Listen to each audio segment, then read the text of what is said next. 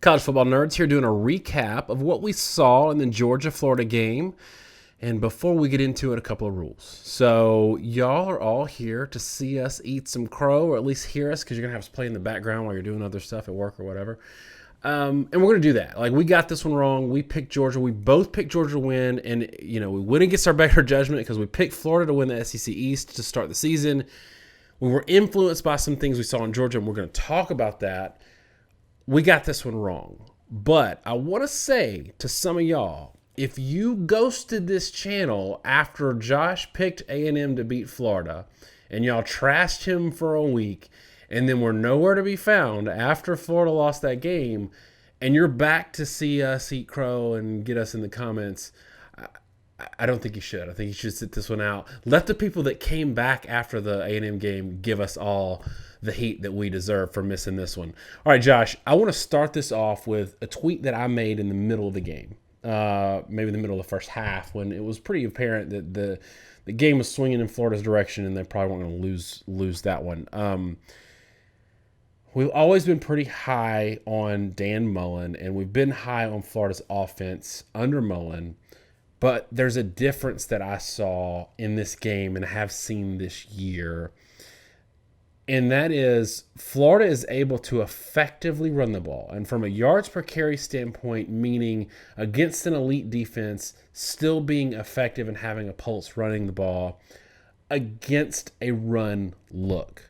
And that is, there's some nuances there that are pretty important, but I want you to unpack that a little bit because I made that tweet and I'm sticking by it. That is the difference between a good Florida offense and elite national championship caliber competition level Florida offense that we're seeing this year is their ability to run the ball against a run look and a good defense. Unpack that a little bit and talk about it. The past couple of years, Florida's offensive line has had significant issues. And because of that, teams have been happy to use 3 or 4 linemen, control the line of scrimmage, and then just deal with the passing game. And what Florida's able to do this year in the run game is just keep teams honest. It keeps the linebackers having to watch the run. And really, to start this game, that kind of broke open Georgia's defense. Now, estimated points added, or EPA, is a metric I don't use a lot. And I don't want to go into a ton of detail on it other than it's saying on a given down and distance, what's your expected outcome? Like if it's 3rd and 10, how many yards is a good play? And then based off your result on that play, how many points does that tend to generate? If you're a 3rd and 10 and you have a 12-yard pass play, that tends to result in points more often than not. So it kind of gives you points per play in an adjusted situational metric. I don't use it because it's not opponent adjusted, and I have some particularity problems with metrics that are so complicated that I can't tell you what they're saying cleanly. But to start the game, Florida had an absurd EPA rating. It was 0.621. Normally, EPAs in the run game are under 0.5 one way or the other. Georgia started the game at 0.361. So basically, to open this game for the entire first quarter, Florida was able to consistently, successfully run the ball on run downs. And they were able to successfully do that on the ground. That changed the way Georgia played them in the first half. And because of that, Florida really exploited Georgia with some simple mesh concepts. It was funny to me because it resembled a lot of what went wrong for LSU against Mississippi State. Lots of crossing quasi-rub routes over the middle of the field where Georgia was caught in man coverage. And they were caught in man coverage because they weren't able to float the linebackers back. They were having to play the run or play more traditionally or even rush the passer some. And that means you get a free receiver with a trailing corner or linebacker or what have you, and they'd pop that guy and it would go for pretty good yardage. That was how Florida blew the game open, and all that was caused by Florida's ability to run the ball, because without it, Georgia could have gone with fewer linemen. They could have had linebackers or safeties floating in the lanes and the alleys outside the tackles, and the floaters on the outside kill those plays because when you cross and catch the ball, now you have a linebacker or safety that takes your head off coming around the field. On the other side of the ball, a place that I think we missed in our initial analysis of this game and what led to our predictions was the overvaluing of Stetson Bennett. Some people on Twitter were getting at us that we were we were downplaying Kyle Trask. We've been on Kyle Trask since last year. I've been high on the guy since what I saw him do against LSU. So that's a non-starter for me. I love me some Kyle Trask. I don't think he's just I don't think he's just an under the radar guy. Like I think he's a top quarterback. So I don't know what that is. But we overvalued Stetson Bennett, and we missed that. Like we completely whiffed on that, and I think we were overly impressed upon with just a few good halves of football, and they weren't in the same game. Like it was one against Auburn, one against Alabama, not good second halves in those games. But I wonder, and I want you to talk about this a little bit. So Georgia had Pickens out, had the gruesome injury from the wide receiver in that game, and they were already not great at wide receiver. So as much as we overvalued Stetson Bennett, how much would it have mattered if he was as good as as we thought he was, if they don't have the position players to really compete at a high level? There's a lot really to decompress there. One thing we really missed in this game was our model saying that Stetson Bennett was going to be 6.9 yards per attempt. And we talked about it even in the preview. 7.5 yards per attempt is viable for a passing game, and anything under that is not viable. And the model told us that as a team, Florida would rush for 2.9 yards per carry. With sacks and all, he ended up 2.6.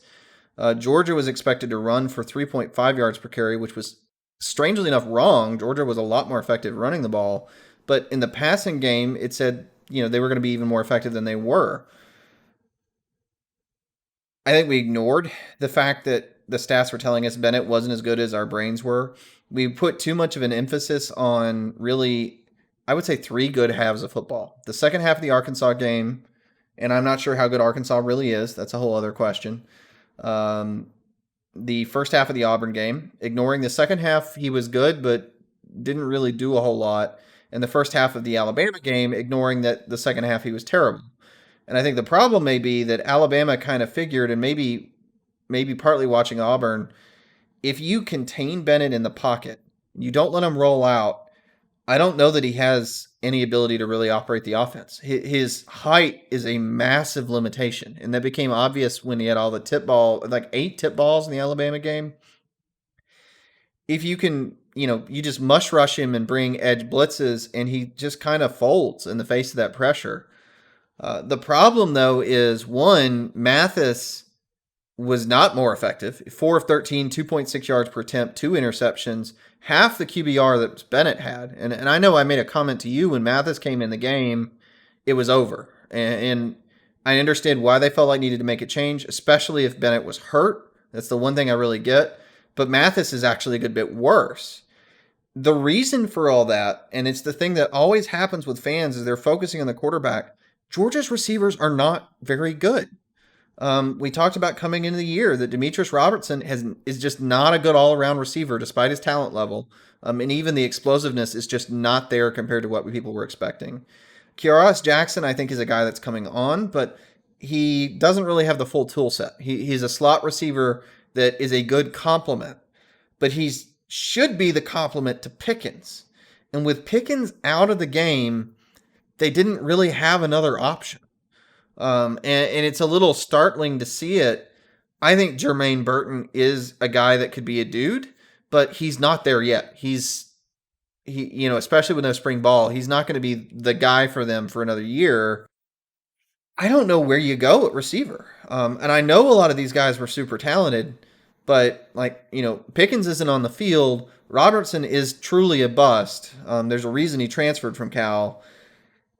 And I think that's half the problem. They don't have anybody that can win their one-on-ones. They don't have anybody that can support a short passing game or a screen game and turn that into 4-yard completions.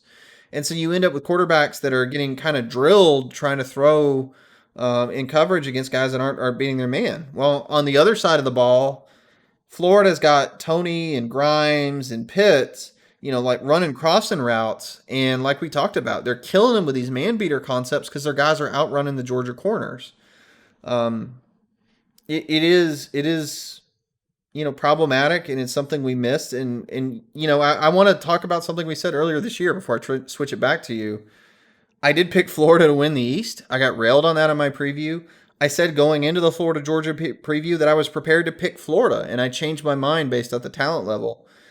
It's obvious in the stats why I was wrong to flip, but I will also say the injury situation, missing one on the offensive side of the ball, Georgia missing Pickens, I think just neutered them because they just don't have any other receiver that's a primary receiver in the offense. And then on the defensive side of the ball, even though Florida lost Pitts at one point in that game, we did our preview without knowing that LeCount was going to be out of the game. We did the preview not really knowing how beat up the linebackers were going to be and the front seven in general. And the moment that LeCount and Scene were out of the game, yeah, Pitts was a loss, but I think that devastated Georgia. I think, especially those crossing routes and whatnot, the inability to effectively defend them, the inability to defend those alleys and crash the alleys, the safeties reading the eyes, the quarterback. Georgia is as crippled defensively as maybe even Alabama was last year.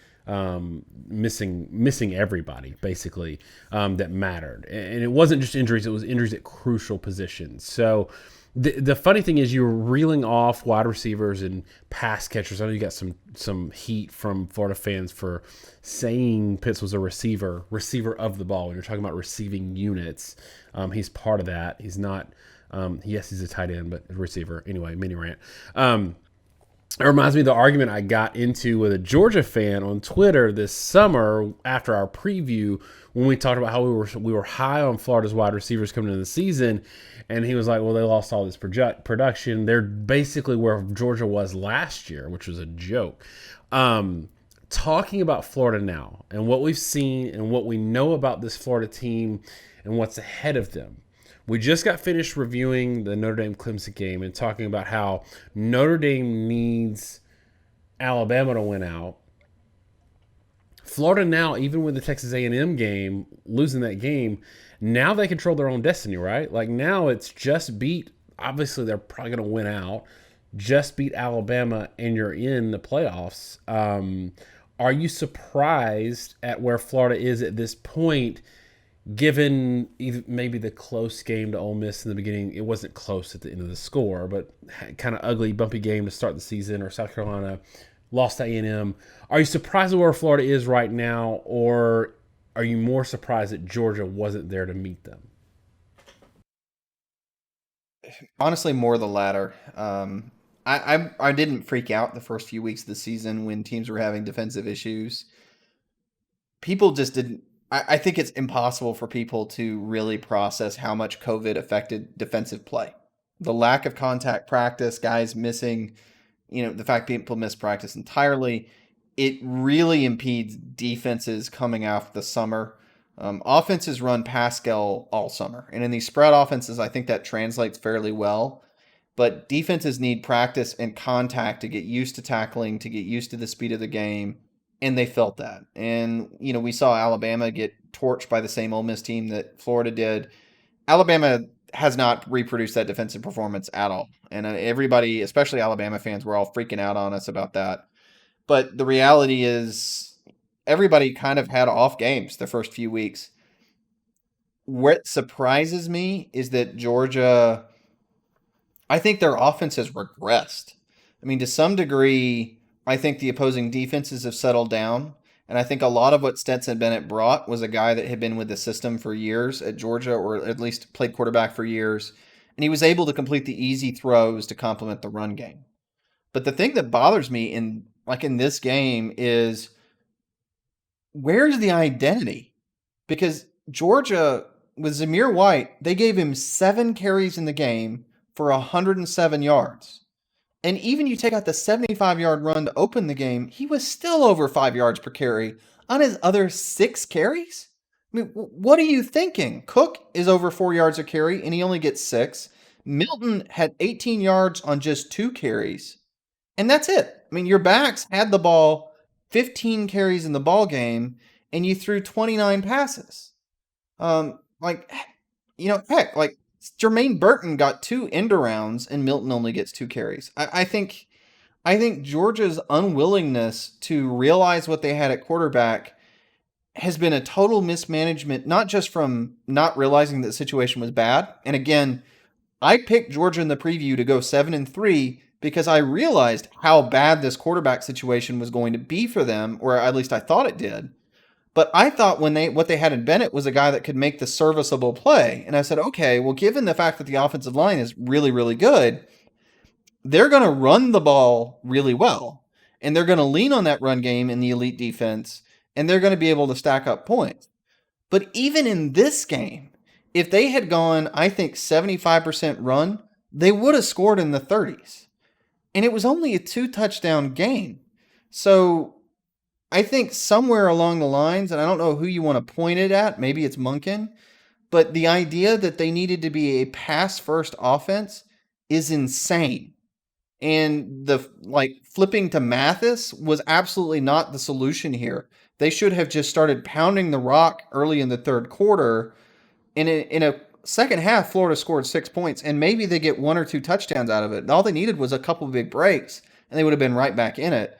So I'm really surprised at Georgia for completely failing to identify what they had offensively, for not leaning more on the run game throughout the season and learning how to complement it with Bennett.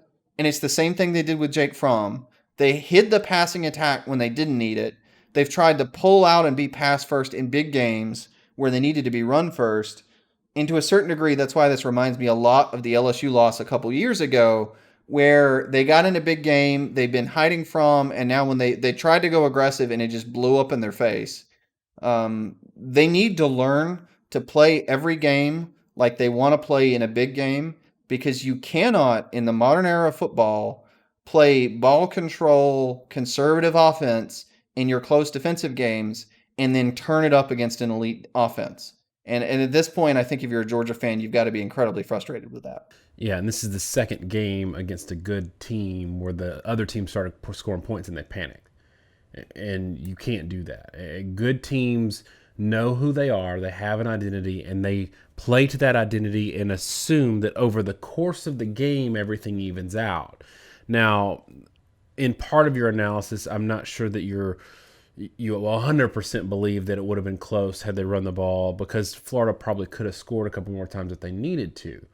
But I think that it's important to note that, again, if you believe in a system that you've installed, you might face a wave and get down early, and you just chop at it over the course of the game and hope that things even out. Like I said, against Alabama, they went pass happy, which was wild. And then against Florida, they were throwing the ball too much from the jump. And I don't get it, especially against a team that's going to score points and score them quick.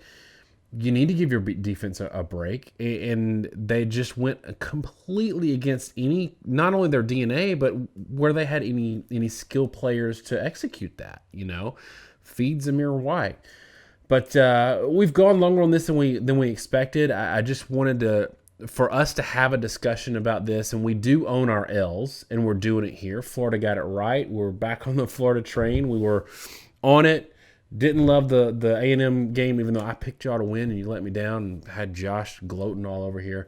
But we wanted to have this discussion with y'all, especially in the comments, to talk about what you saw in this game and really what we see in Florida going forward. Is there a team that can expose them left on their schedule? Is it just going to come down to that Alabama game? And if they can win that Alabama game, are they the favorites? I don't know. We'll see. But let us know in the comments what you think. Thanks so much, y'all. Have a great week. God bless.